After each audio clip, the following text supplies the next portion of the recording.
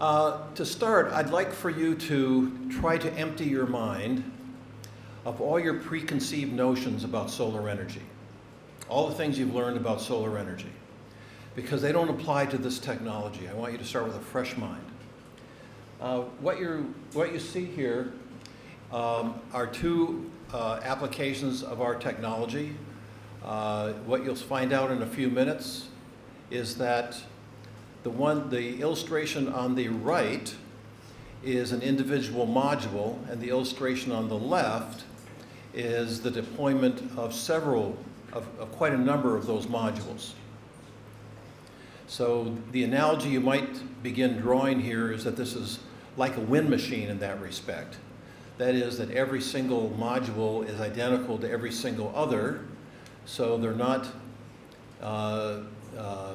individually customized and engineered each time you deploy it, and all the components, or almost all of them, are made in a factory, rather than being a big custom engineering project like most concentrated solar power is. So to start, I'll just give you a little background on the company, but first a little bit more about my background. I actually got started in solar energy when I did my master's thesis at MIT in 1973. And I've written a number of books on this subject, testified to Congress, was on the advisory board of the National Renewable Energy Laboratory in the United States, and as was mentioned, on the board of trustees of MIT. The company has its origins at MIT. It's a spinoff. The technology was developed with funding from the US Department of Energy, and we were very fortunate to have very, very capable technology development partners as part of our team. And you can see this list up here without my reading it for you. So this is one of my favorite quotes from one of my favorite faculty members, one of my professors, a well-known gentleman, Don Sadoway. And I'm going to show you that part of our system is indeed made from dirt. In fact, it's our thermal energy storage system. So this breakthrough in solar energy is based on these four elements. First is the world's most versatile and reliable power generator. You're all familiar with micro-turbines, I'm sure. And by the way, some of you will find the level of technology maybe too simplistic, and others may find it more complicated, but I'm trying to draw a middle line. So I'm going to assume that you know, in this case, what microturbines are. And I'll be talking more about microturbines in a few minutes. And then we add to it the world's largest, highest temperature air heating solar receiver, up to 970 degrees centigrade, which is the highest operating temperature of any concentrated solar power systems, which usually tap out at about 600. And as we all know, higher the temperatures, the higher the efficiency. Then, of course, we use as low-cost heliostats as possible, the reflecting mirrors that track the sun and reflect the light on top of a tower. And we couple that with the cheapest possible thermal energy storage.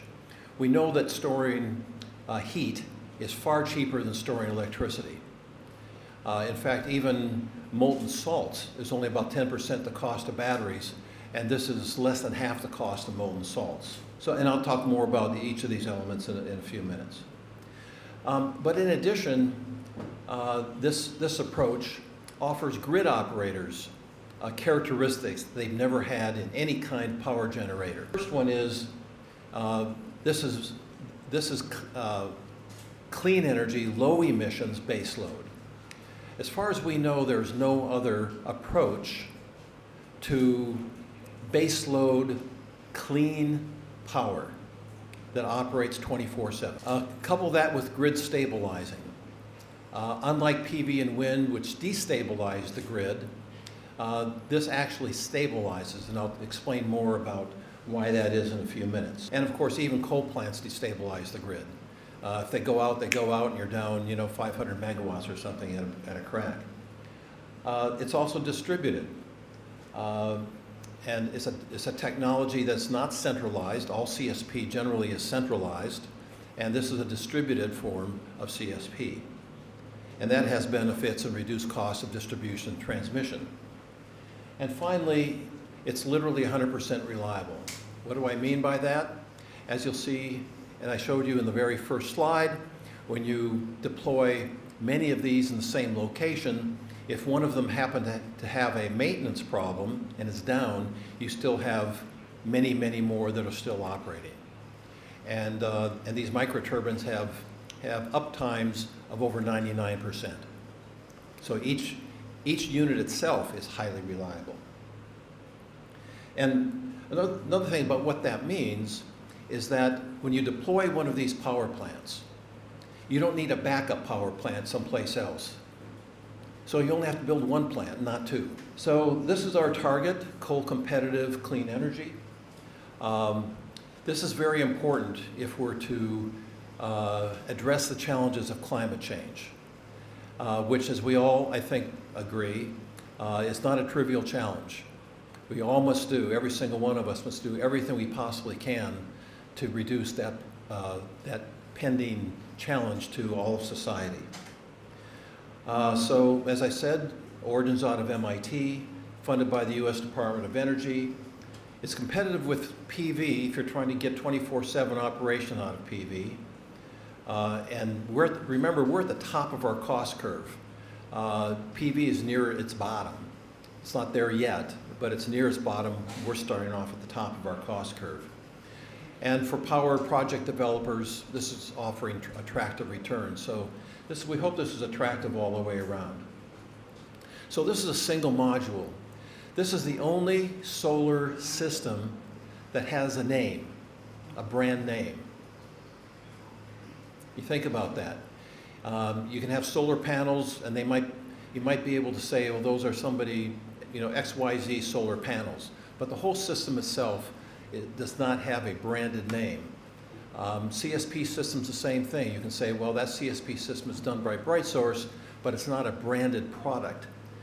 And by productizing CSP, we get the cost down.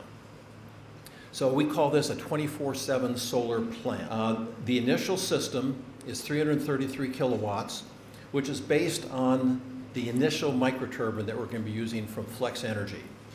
So that's determined by the size. That's what determines the size. And this whole system has so few moving parts. So few moving parts. It's very simple to operate. Very low maintenance. You don't need anybody on site to operate it. Sort of like PV plants in that respect, but very unlike Rankine cycle steam turbine plants. It uses air. Now this is a CSP system that does not use water, steam. It does not use molten salts, and it does not use heat transfer fluids. Just air. And the air is at ambient pressures, not high pressures. So there's sort of one layer of simplicity on top of another here with this system. So these are the 5 subsystems. I'll start off here at the bottom left, off-the-shelf, proven, tracking heliostats that reflect the light up on top of the tower, to the solar receiver that I've already mentioned that heats air, no moving parts. It's an upscaled version of a proven receiver that the German Aerospace Center, DLR, developed many years ago, but that operates at between 4 and 11 atmospheres. Very competent. I'm going to show you that in a few minutes. And then number 3 is a tower, not shown, but what is shown is the air ducts that go up and down. And the way this operates is that the cooler air from the storage, which I'll mention in a minute, and the power block down here, the microturbine, that the cooler air goes up, is heated by the solar receiver, comes down, some of it goes to the storage, and some of it goes down to power the turbine. This is all during the day, and I'll show you some system diagrams in a minute. And then, of course, the microturbine, but we've modified it a bit so that it efficiently uses solar heat. And then number 5, the thermal energy storage system, which again I'll talk about in a few minutes. No moving parts, 100-plus-year-old proven technology. So very little risk associated with this system. So as I said, developed with funding from the U.S. Department of Energy, a series of 2 phases. The first phase was a very thorough engineering and cost study, $1.5 million effort over the course of a full year to identify the performance and the cost and so on. I'll talk more about those things in a few minutes. And then finally, the second phase was to develop the breakthrough changing technologies here. These are our key partners. And without dwelling too much time on this, you can see the names. Most of these I know are familiar to you. And each of them played a very vital role in its development. So here's the system breakthrough, and this is what you might be most interested in. You know, why is this new? Well, first of all, Brayton Power Towers is not a new idea. That's been around for a long, long time. The problem with this approach in the past has been is that it's been a high pressure system. And what that means is that the air from the compressor was diverted and goes through the solar receiver and then back to the turbine to power the turbine. The problem with that approach is that now the solar receiver is also a pressure vessel. In fact, the entire system is a pressure vessel, which is a big challenge when you've got such a huge system with ducting and blowers and everything else. And as you'll see in a second, when I show you the receiver, it's a very small system, only 100 kilowatts, and only when the sun is shining. So we turned it into a low pressure system. And the way we did that was by introducing a high temperature heat exchanger that was invented by a professor at MIT. And when I show you the system configuration, I'll show you where we put that so you can sort of figure out how this thing all works. But as a result of the solar receiver now being at ambient pressures instead of high pressures, the initial system, the receiver of our system produces 7 times more heat than the high pressure receiver. So that enables us to not only power a 333 kilowatt turbine during the day, instead of only 100 kilowatts with the high pressure system, but also allows us to store about 13 hours of heat at night. And that's a variable number which, for those of you who are really experts in CSP, you understand how that's a variable number. So here's the system diagram for daytime operation. And you'll see how simple this is. So the cooler exhaust air from the storage and from the power block are blown up to the receiver. The lights from the heliostats here. The air comes out at 970, and 1.7 of the 2.7 mass flow goes to the storage. So we're actually storing more heat during the day than we're using. And the rest of it goes down to power the power block during the day. So that's the daytime. At night, some of these dampers, there are only 4 dampers, very simple. And those are the primary moving parts, of course, along with the blower. So that's closed, and now the exhaust from the power block goes in a reverse direction through the thermal energy storage system, comes back down, and powers the turbine. Now we also have a fuel-only version, but before I show you the fuel-only version, I'm going to show you where we inserted the high-temperature heat exchanger.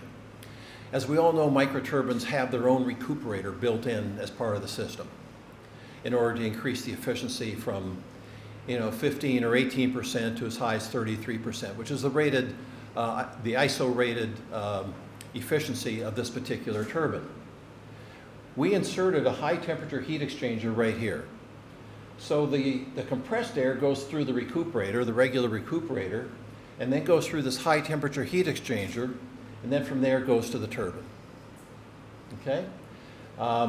Here, we inserted a inline combustor that can burn either a gaseous or liquid fuel, that if the air coming off the solar receiver or coming out of the storage is not adequate, and you want full power, then you can add a little fuel to raise the temperature and get full power. Or in weather like we've had the last couple days here, that is cloudy weather, no CSP output, you can burn fuel all the time if you want full power, if the off-taker wants full power. And that's a choice, of course, that can be made as part of the control system. It's not required, it's a choice.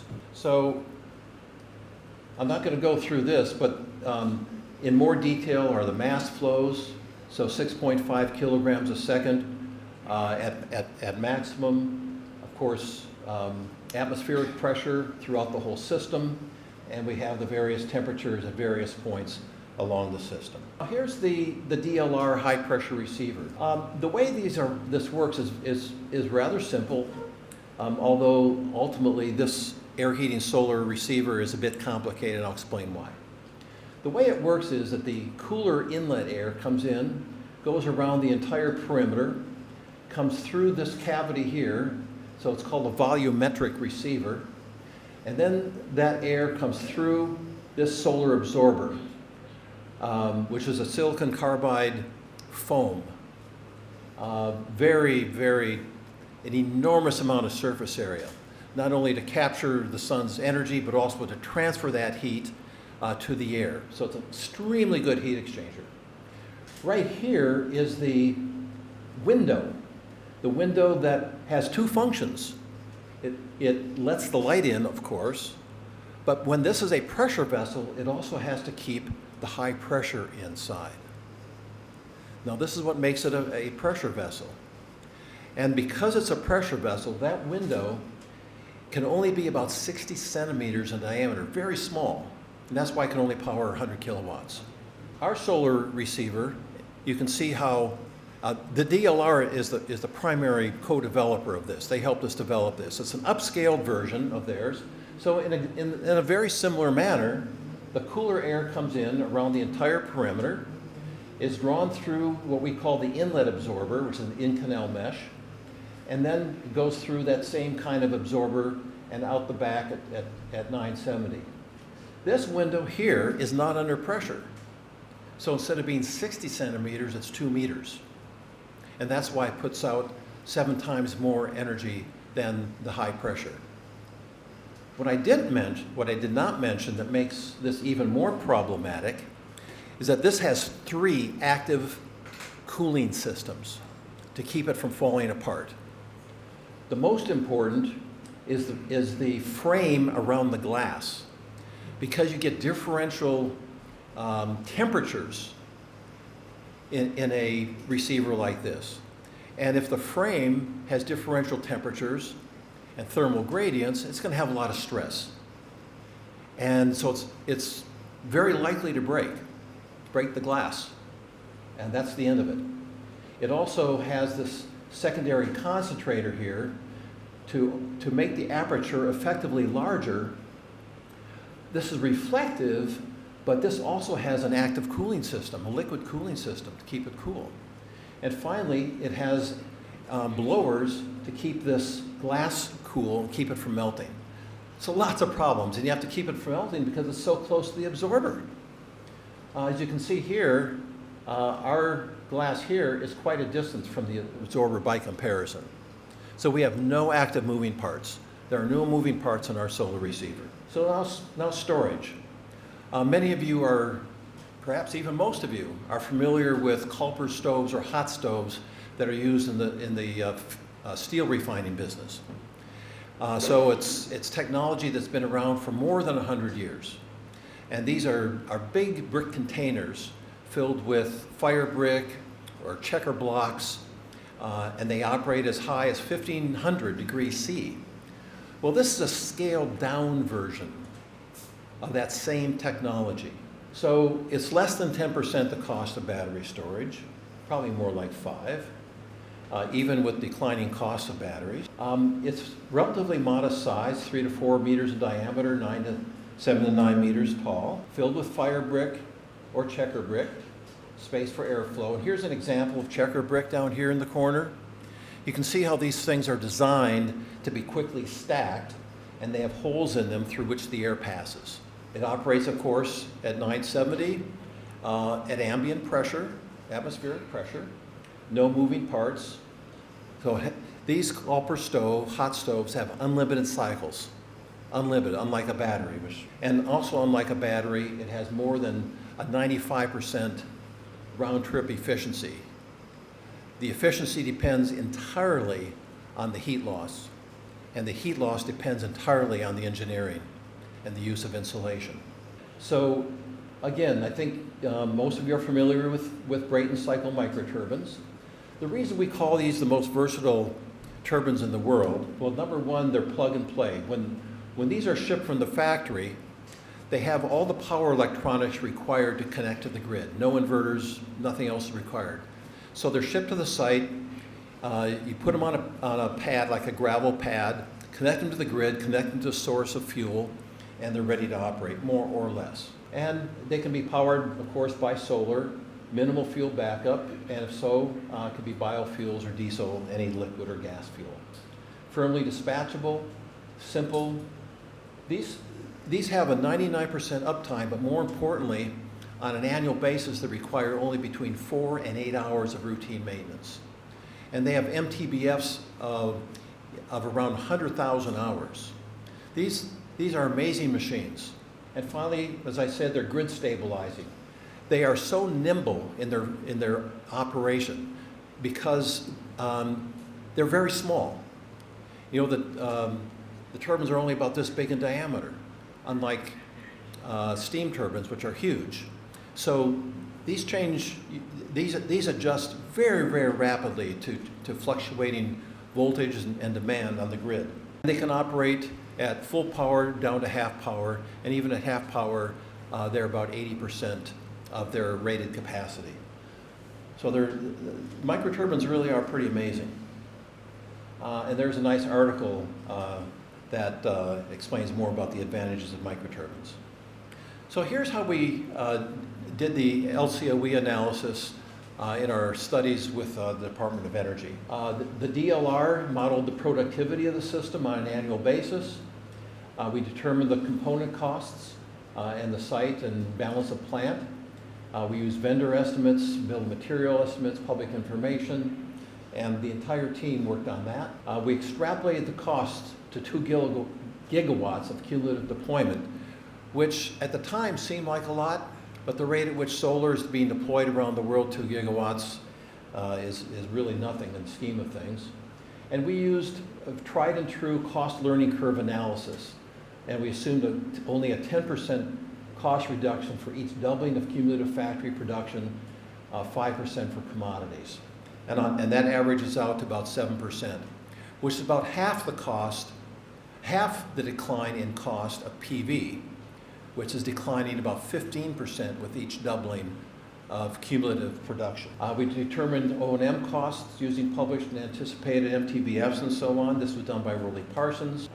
We extrapolated those also to 2 gigawatts, and Worley Parsons ran NREL SAM model to determine the LCOEs. The CapEx, we compared 3 principal systems: our low pressure system, a high pressure system using 7 of DLR's high pressure receivers, and then we compared it to a 1700 kilowatt turbine that's on the market, also a low pressure system.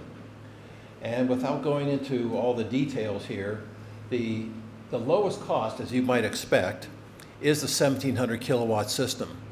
And we've determined that our one reason we did this is because we knew that from the design of our solar receiver that it would be a fairly straightforward engineering matter to go from 333 kilowatts up to 1700 kilowatts. But the reason we didn't go there initially is that just going from 100 in a high pressure receiver to 333 with a low pressure and increasing the output by 7 times is already a big step in scaling up technology. So we were trying to manage technology risks. But what I can say is that we are highly likely to have these larger systems within 2 or 3 years. And the analogy here again is to wind machines. I think most of you in this room can remember when wind machines were only a few hundred kilowatts, and now they're several megawatts and still growing larger. Here's the productivity analysis by DLR. DLR has all the tools. They're very well refined and very well accepted and understood tools in doing the modeling for these kinds of systems. And the capacity factor for this particular design, which is not the only design, we expect to get larger capacity factors in our commercial designs, ranges from 60% to 66%, most of that from solar. And part of those, what we consider low capacity factor numbers, we think we'll get closer to 80%, was determined by the requirements that DOE placed on us in engineering the initial system. And DOE also put constraints on us with respect to certain assumptions that go into the SAM model. For example, here's one right here. The debt equity ratio is 50%.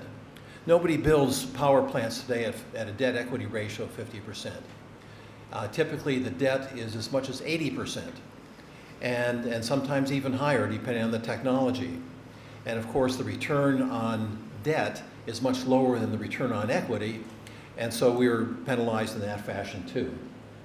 And there are a number of other ways in which we were penalized by the requirements that DOE posed on us.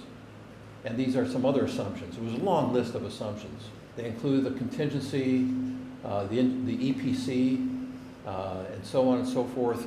And because they're assuming that this is a conventional technology, and whereas ours will be assembled very quickly on the site, and those costs will be lower. So using those assumptions, our initial costs, these are all US costs, not Sri Lankan costs, not China costs, just the all US costs. Initially, assuming 100 megawatts, assuming a 100 megawatt project, the LCOEs would be between 11 and 12%, and after 2 gigawatts, they start dropping below 8%. The 1700 system is 2 cents lower at each point along the way. And so we have a system that we know is going to be able to go to 6 cents or lower. And again, that's with that high debt equity ratio, high interest rates, and so on. So what about risk? Well, as I've stressed a few times, mostly off-the-shelf equipment. You've got the micro-turbines, the solar thermal storage system, 100-year-old proven technology, solar receivers scaled up with simplified proven, heliostats are off the shelf, and a conventional tower, conventional air transport system. So the really key here is the systems engineering, and that's underway as we speak. So we also have a roadmap for continuing to drive up the performance and drive down the cost. Like I already mentioned, the larger power sizes, reduction of 2 cents. The professor at MIT who invented the high temperature heat exchanger invented a ceramic turbine which will have between a 40 and 50% fuel to power efficiency. And any increase in the efficiency of a CSP system has a significant impact on the CapEx. And then finally, there are a range of things like using phase change heat storage materials instead of brick. Those materials might be more expensive, but they're lighter weight and smaller and more compact, and they can be on top of a tower instead of on the ground, as brick must be. That would save money in a variety of ways. Also, we can use, as you know, there's considerable waste heat, useful waste heat, over 300 degrees centigrade coming off these turbines. Very useful for industrial processes. But if there was a modular water purification or desalination system, that would be ideal. And then, high efficiency coatings for reducing, for example, the emissivity of the absorber.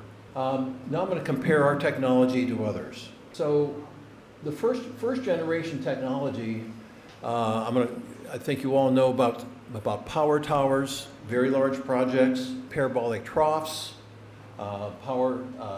Parabolic troughs are the oldest, and they got a jump start on power towers. Power towers are starting to overtake parabolic troughs in terms of market penetration. And finally, linear Fresnel systems, which are kind of stalled in the marketplace. I still like them, but they don't seem to be being adopted very quickly. All of these, of course, are Rankine cycle turbine systems. And more or less, they're customized for each situation. So here's how we compare to these systems. I'm not going to go through each and every line here, because that's not the point. The point of this is the color. We compare ourselves, just take, for example, reliability. You have conventional reliability in conventional CSP plants. But I already described earlier how our reliability is super high. And I described that there are two reasons for that. But I won't go into that. But I could do this at each level here, at each characteristic. And the same is true as I compare our system to PV and wind and building new conventional power plants. As you can see, our characteristics are better each step along the way. We happen to be the same, more or less, with O&M as PV and wind. But one of the points I'd really like to make here is if we lived in a world of clean energy, particularly wind and PV and CSP, and somebody had this bright new idea, hey, we can burn fossil fuels, society would look at those ideas incredulously, and they'd say, why?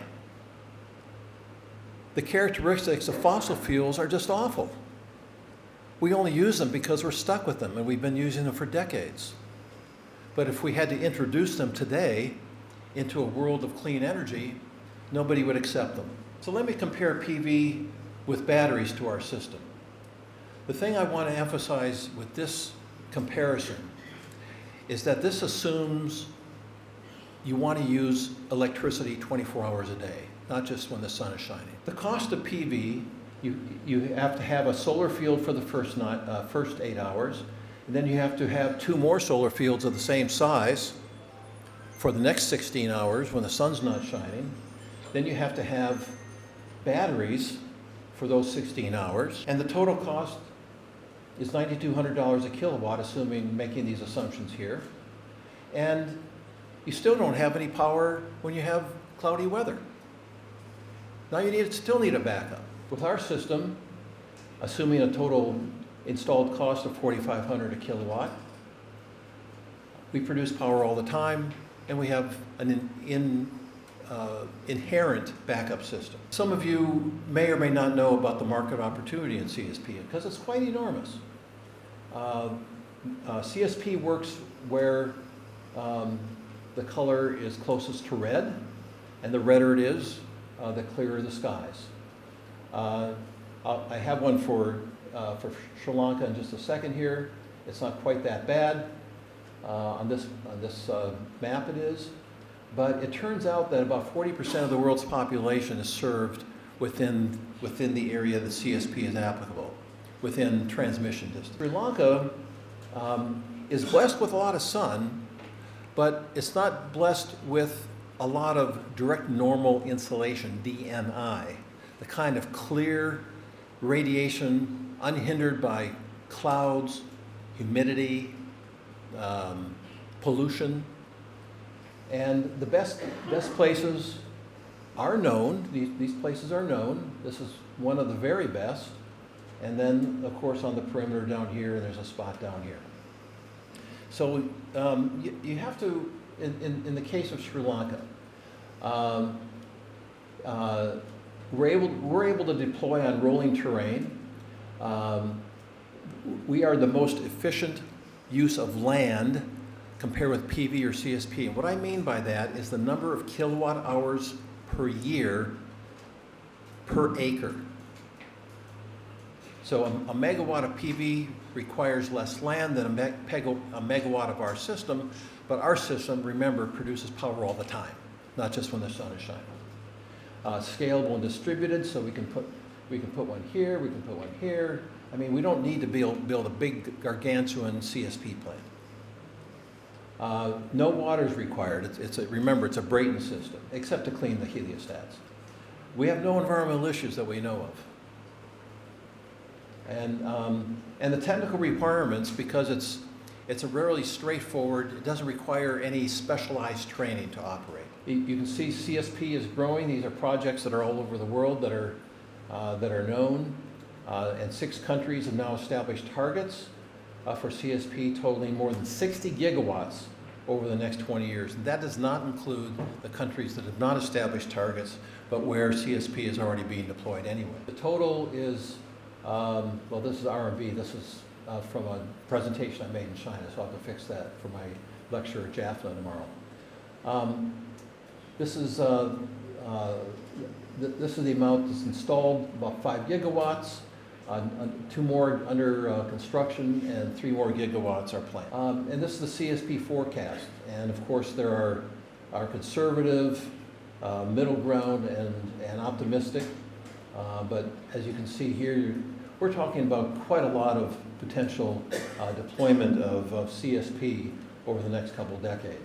The status of our commercialization is that we've signed agreements with the Masdar Institute and Masdar Corporation to build a reference plant in Abu Dhabi. We're in the process of negotiating a JV with the Tsinghua University Holdings Company. Many of you are familiar with the fact that Tsinghua is one of the finest, actually it's rated the finest university in China. And we've signed an MOU with an Indian partner to build a plant in India. The Ministry of New and Renewable Energy has promised financial support to build that plant, and we've signed an MOU with a Canadian partner to build a reference plant funded by the British Columbian government. We have an MOU with a first customer here in Sri Lanka to build 10 megawatts. We had a number of meetings yesterday with very key, and you know who they are, the key officials here in Sri Lanka, and they're very excited about this technology. And we signed an MOU to build commercial plants in South Africa as well. And while I've been here this week, I got here Monday, I've had email exchanges with 3 other people in 3 other countries totaling over 100 megawatts. And we don't even have data of an operating system. People really, really like this approach. So this is the Sri Lankan opportunity. First of all, as you can see from the design, many of these components are either already being made in Sri Lanka or can readily be made. In fact, more than 50% of the total cost of the system. The tower is an ordinary tower. The thermal storage is made of brick. The heliostats, the glass may not be made here.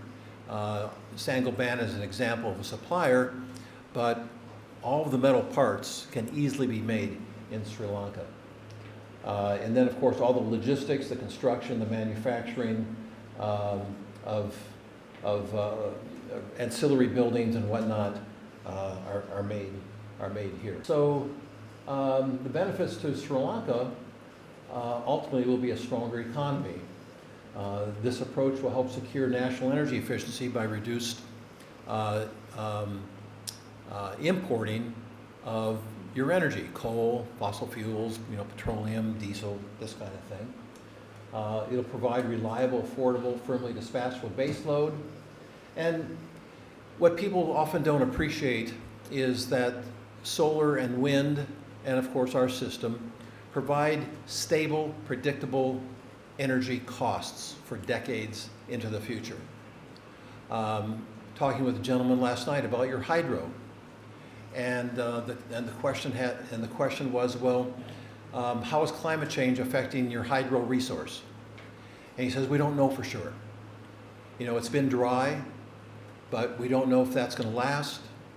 And I said, so how can you plan a grid? How can you plan a nation's energy supply if you don't know the future resource of hydro? And he said, you're right. We can do this with clean energy. We can predict the future. Minimize capital investments for power infrastructure. Again, reduce distribution and transmission, and no need for backup power plant if this one fails, because this one won't fail. Stabilizes the grid, minimizes energy imports, improves balance of trade, creates jobs, increases industrial activity. So I don't have a wrap-up thing to say other than, again, thank you for giving me this opportunity to talk. I hope I haven't kept you too long. Let's see. No, it's 6:20. Barely enough time for some 10 minutes of questions, but I sure welcome your questions. Thank you very much.